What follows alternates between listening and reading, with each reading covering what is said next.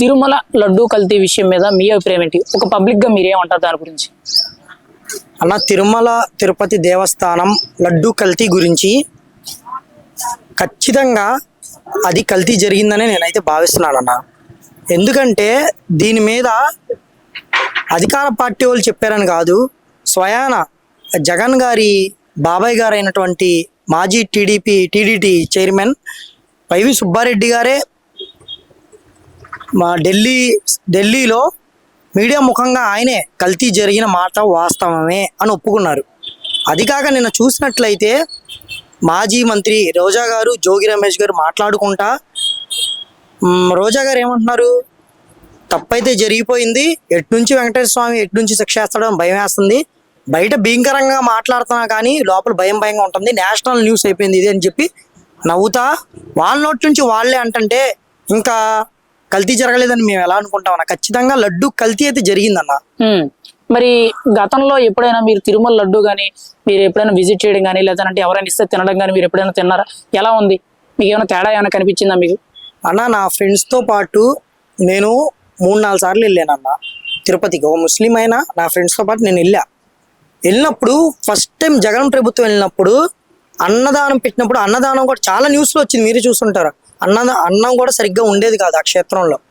లడ్డు కూడా గట్టిగా అయిపోయేది, గట్టిగా ఉండేది, స్మెల్ వచ్చేది కాదు. కానీ గత ప్రభుత్వం వచ్చినప్పుడు మొన్న వెళ్ళినప్పుడు మేము అన్నం బాగుంది, లడ్డు కూడా బాగుంది. ఎందుకు అంటే ఆ లడ్డు కల్తీ ఉండటం వల్లే, ఆ కెమికల్స్ కలిసే కాబట్టే లడ్డు గట్టిగా అయిపోయిందని మేము అనుకుంటున్నాం. ఇప్పుడు చూస్తే లడ్డు నిన్న కూడా నా ఫ్రెండ్ ఒకళ్ళు తీసుకొచ్చి ఇచ్చారు నాకు, నిన్న ఇంట్లో కూడా ఉంది అది. లడ్డు చాలా బాగుంది, స్మెల్ కూడా చాలా బాగా వస్తుంది. కల్తీ జరిగిందని ఖచ్చితంగా మేమైతే నమ్ముతున్నాం అన్న. జగన్మోహన్ రెడ్డి గారు ఇప్పటికీ కూడా అసలు కల్తీయే జరగలేదని మాట్లాడుతున్నారు. ఆ పార్టీ నాయకులు కానీ సోషల్ మీడియాలో కానీ ఇంకా కల్తీ జరగలేదు, సిబిఐ కమిటీ అనేది క్లీన్ చిట్ ఇచ్చిందని మాట్లాడుతున్నారు. మీరేమంటారు? అసలు జంతువులకు కలవలేదు, అసలు కల్తీయే జరగలేదు అంటారు కదా, మీరేం చెప్తారు దాని గురించి? అంటే అన్న, ఇందులో ఆశ్చర్యం ఏంటంటే జగన్ గారు ప్రెస్ మీట్ ముందు కల్తీ జరగలేదు, సిబిఐ క్లీన్ చిట్ ఇచ్చింది అనే లోపే వాళ్ళ బాబాయ్ గారు ఆ పక్క నుంచి మీడియా సమక్షంలో కల్తీ జరిగిందని ఆ వీడియో ఈయన చూసుంటారు మరి బహుశా. ఎందుకంటే ఒక పక్క ఈయన చెప్తానే ఉన్నాడు, ఈ లోపు ఈ వీడియో వచ్చేసింది బయటికి. మరి వాళ్ళ సొంత బాబాయ్ ఒక టీటీడీ చైర్మన్గా ఉండే ఆయనే చెప్పాడంటే అందులో వాస్తవం లేకపోతే ఆయన చెప్పడు కదన్నా. ఖచ్చితంగా ఆయన ఏమంటున్నాడు, మేమేం కాదు కిందోళ్ళు చేసి ఉంటారు అంటున్నారు. అది అలా అంతవరకు ఈయనకి తెలియకుండా జరిగితే ఏదైనా, ఈయన చైర్మన్ గా ఉన్నప్పుడు చైర్మన్ కి తెలియకుండా కిందోళ్ళు ఎలా చేస్తారు? చైర్మన్ ఖచ్చితంగా తెలిసింది, ఆయన ఒప్పుకున్నాడు. సాక్షాత్ ఆ వెంకటేశ్వర స్వామి వాళ్ళ నోటితో నిజం చెప్పించాడు. అంటే ఇక్కడ వైవి సుబ్బారెడ్డి గారు నేషనల్ మీడియాతో మాట్లాడుతూ కల్తీ జరిగింది అన్నది వాస్తవమే, నేను ఒప్పుకుంటున్నాను, కానీ అది ఎలా జరిగిందో నాకు తెలియదు, కింది స్థాయి ఉద్యోగులు ఎవరో చేసి ఉంటారు, ఖచ్చితంగా వాళ్ళకి శిక్ష పడాలి, పైగా జంతువుల కొవ్వు అనేది కలవలేదు అన్నట్టు మరి దాన్ని కవర్ చేసే విధానంగా మాట్లాడుతున్నారు. ఎలా అనిపిస్తుంది అంటారు అలా మీడియా ముందుకు వచ్చి కవర్ చేస్తున్నట్టు, తప్పు ఒప్పుకొని మళ్ళీ లేదన్నట్టు మాట్లాడడం? ఇప్పుడు ఏంటన్నా, ఒక దొంగ దొరికిపోతే తప్పు తొందరగా ఒప్పుకోడన్నా, ఏదో ఒక సాగులు చెప్తూ ఉంటాడు పోలీసు వాళ్ళకి. అలాగే ఇది కూడా ఇప్పుడు జనాలకి ఏదో ఒకటి చెప్పాలి. వీళ్ళు చెప్పబోతే ఇప్పుడు వాళ్ళ పార్టీ మనుగడ ముందుకు వెళ్ళదు. కాబట్టి వాళ్ళు ఖచ్చితంగా కల్తీ మేమైతే చేయలే, కింద స్థాయి వాళ్ళు చేస్తున్నా అంటే అసలు నీకు టీటీడీ చైర్మన్గా నువ్వు నీది లేకుండా అసలు అది పైకి వెళ్ళదు. అలాంటిది నీకు తెలియకుండా ఎలా కల్తీ జరిగిద్ది అంటే నీ కింద స్థాయి వాళ్ళు ఎలా చేస్తారు? నీకు తెలియకుండా నిన్ను చేస్తారా? జనాలు పిచ్చోళ్ళు అయిపోతున్నారు అన్న, పిచ్చోళ్ళు అనుకుంటూ మాట్లాడుతున్నారు వాళ్ళు. జనాలు పిచ్చోళ్ళు కాదు, అన్ని గమనిస్తానే ఉంటారు. నిన్న రీసెంట్ గా కూడా రోజా గారు, జోగి రమేష్ గారు మాట్లాడుకున్న లీక్డ్ వీడియో బయట వైరల్ అవుతుంది. తప్పు చేసేసాము, వెంకటేశ్వర స్వామి ఏ విధంగా శిక్ష వేస్తాడు అనేది భయం వేస్తుంది, పైకి ఏదో గంభీరంగా మాట్లాడుతున్నాము అని చెప్తున్నారు. ఇంకోవైపు నేషనల్ మీడియాలో పెద్ద రచ్చ అయిపోతున్నారు మాట్లాడుతున్నారు. అంటే తప్పు ఒప్పుకున్నారని చెప్పి తెలిసిపోతుంది కదా మనకి. అన్న, ఒక ముస్లింగా నాకు చాలా బాధేస్తుంది అన్న. ఎందుకంటే ఇప్పుడు లడ్డూలో కల్తీ చేసిన వాళ్ళు రేపు పొద్దున వేరే దాంట్లో కల్తీ చేయరని ఏంటి నమ్మకం? ముస్లిమ్స్కి సంబంధించిన దాంట్లో కూడా కల్తీ చేయొచ్చుగా, వేరే మతాలన్నా కల్తీ చేయొచ్చుగా. అసలు వాళ్ళు రోజా గారు డైరెక్ట్గా జోగి రమేష్ గారితో డైరెక్ట్గా అనింది, అది అందరికీ తెలిసిపోయింది. ఇప్పుడు తెలిసిపోయి ఇంత కూడా వాళ్ళ మనసులో బాధ లేకుండా, పశ్చాత్తాపం లేకుండా నవ్వుతా జాలీగా చెప్తే నాకే బాధ అనిపించింది. అర్రే వీళ్ళకి ఎంత కూడా లేదు, ఎంతో పవిత్రంగా ఉన్న టీటీడీ లడ్డుని కల్తీ చేశామని ఎంత బాధ కూడా లేకుండా మాట్లాడుతుంటే ముస్లింగా నేను చాలా బాధపడుతున్నా. గత 5 ఏళ్ళు కూడా తిరుమలని భ్రష్టు పట్టించే విధంగా ఈ లడ్డు కల్తీ విషయమే కాకుండా పరకామణిలో దొంగతనం అని, శాలివాల్లో స్కామ్ అని, విఐపి టికెట్ల దర్శనాలు అమ్ముకున్నారని, కొండ కింద ఉన్న గోవిందర స్వామివాలయంలో 50 కేజీల బంగారం దొంగతనం అని, ఇవన్నీ కూడా వినబడుతున్నాయి. అంటే ఇంత పవిత్రమైన దేవాలయంలో ఒక్క 5 ఏళ్ళు వీళ్ళ పరిపాలన చేస్తే ఇన్ని తప్పులు జరిగాయా? ఇదంతా కూడా కుట్రపూరితంగానే జరిగాయంటారా? మీ అభిప్రాయం ఏంటి దీని మీద? అన్న ఇవన్నీ కుట్రపూరితగానే జరిగినాయి అన్న. ఏంటంటే అవినీతి, ఎక్కడైనా అవినీతి అవినీతి అవినీతి అవినీతి. వాళ్ళు ఎంత అవినీతికి దిగజారకపోతే ఒక పవిత్రంగా భావించే లడ్డూని కల్తీ చేశారు. అలాగే విఐపి టికెట్స్ మీద రోజా గారు ఎంత సంపాదించారు అందరికీ తెలిసిన విషయాలు ఇవన్నీ. ఇప్పుడు ఆ పాలక మండలి చైర్మన్ కూడా స్వయాన జగన్ గారి బంధువులే. వీళ్ళందరూ కావాలని వేసుకుని టీడీటీని భ్రష్టు పట్టించారు. ఎందుకంటే తిరుమల తిరుపతి దేవస్థానం అనేది ప్రపంచంలోకెల్లా అత్యధిక ఆదాయం వచ్చే దేవస్థానం అది. అలాంటి దేవస్థానాన్ని మనం లూటీ చేస్తే దానికి మించి డబ్బులు ఎక్కడా ఉండవు అన్న ఒక నిరంకృతంతో వాళ్ళు కావాలని దీనికి పాల్పడినట్టు నేను భావిస్తున్నా.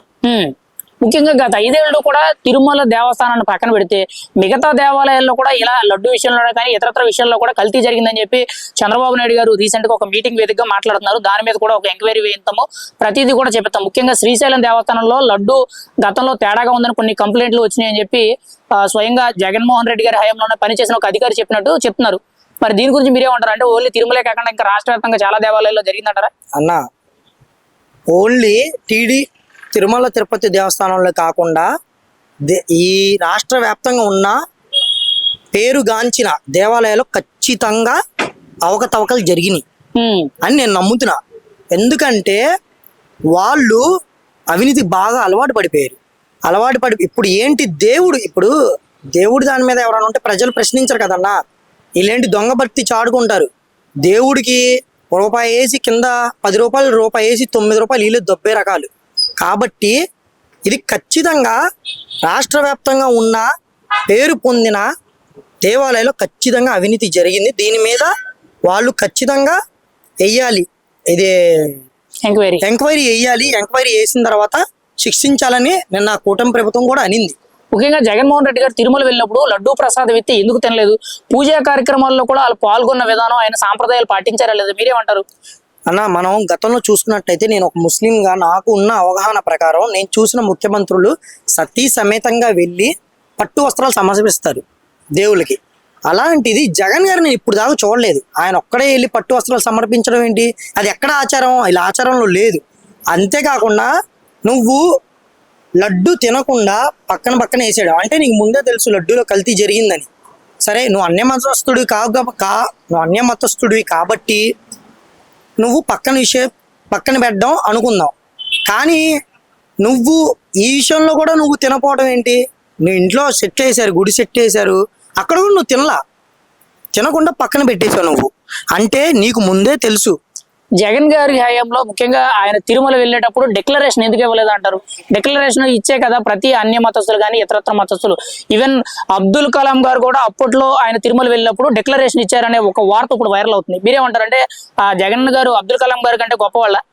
అదే అండి, సాక్షాత్తు ఒక ముస్లింగా ఉన్న ఏపీజే అబ్దుల్ కలాం గారే వాళ్ళ మతానికి గౌరవించి అక్కడ ఉన్న రూల్స్ ప్రకారం డిక్లరేషన్ ఇచ్చారు. నేను సీఎంని కదా, నేను ఎవరికి ఇవ్వాలి డిక్లరేషన్, నేను ఇవ్వవసరం లేదు అనుకునే ఒక ధోరణితో జగన్ చేసిన అది అతిపెద్ద తప్పు. పవన్ కళ్యాణ్ గారు ఉన్నారు, ఆయన పద్దాకు చెప్తూ ఉంటారు మా పిల్లలు క్రిస్టియన్ అని. మొన్న వెళ్ళినప్పుడు తిరుపతి ఆయన కూడా డిక్లరేషన్ ఇచ్చే వెళ్ళారు. ఇప్పుడు నేను వెళ్తే నేను డిక్లరేషన్ ఇస్తాను ముస్లిం కాబట్టి, ఖచ్చితంగా ఇవ్వాలి. అది రూల్స్ అండ్ రెగ్యులేషన్. నువ్వు సీఎం అయినా కానీ డిక్లరేషన్ ఇవ్వకుండా వెళ్తే అవ్వదు కదా. ఫైనల్ గా లడ్డూ కల్తీ విషయం మీద యాజ్ ఏ ముస్లిం గా నువ్వేం చెప్తావు? ఫైనల్ గా ఒక మాటలో నువ్వేమంటావు? కల్తీ జరిగిందా లేదా? ఫైనల్ గా నేను యాజ్ ఏ ముస్లింగా నేను ఒకటి చెప్పదలుచుకున్నా.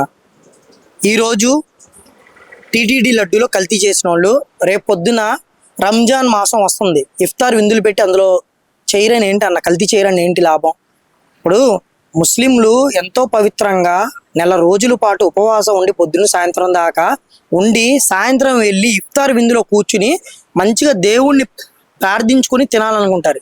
కానీ కల్తీ జరిగితే ఆ ఉపవాసం అంతా వేస్ట్, ఆ పాపం కూడా నీకే తగిలిద్ది. ఈ రోజు హిందూస్లో చేసావు, రేపొద్దున క్రిస్టియన్స్లో చేస్తావు, రేపొద్దు ముస్లిమ్స్లో కూడా చేస్తావు. చేయమని ఏంటి లాభం? అసలు భారతదేశం అనేది మతాలు ఒకటే, అందరు కలిసిమెలిసి ఉంటారు ఇక్కడ.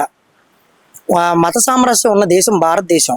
ఈ రోజు నేను ఒక హిందూగా అనట్లా, నేను ఒక ముస్లింగా నేను నిలబడి మాట్లాడుతున్నా. ఎందుకంటే ఇది తప్పుని తప్పుగా అని చెప్పడంలో ఎలాంటి సందేహం లేదన్నా. నేను ఒక ముస్లింగా చెప్తున్నా, వీళ్ళైతే ఖచ్చితంగా తప్పు చేశారన్న. రేపు పొద్దున వేరే మతంలో కూడా వేరే దాంట్లో కూడా తప్పు చేయరంటే ఏంటి నమ్మకం?